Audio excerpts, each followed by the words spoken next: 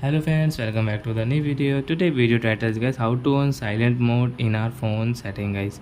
Guys you want to on your silent mode, so as you can on it. And guys now let's see how to on silent mode in our Redmi phone device in your phone setting.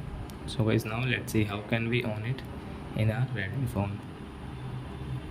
So before starting video friends, I want to tell you if you're new in my channel and are watching my video first time, so guys first of all go and subscribe my channel, click the bell icon and like my video.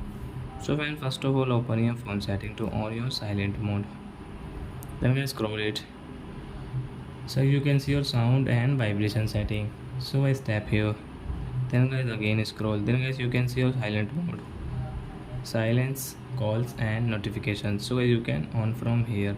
Silent mode is on guys, so your silent mode will on in your Redmi phone. So I hope friends you have understood how to on silent mode in Redmi phone. So that's it guys, thanks for watching. Now we will meet our next video with the topic.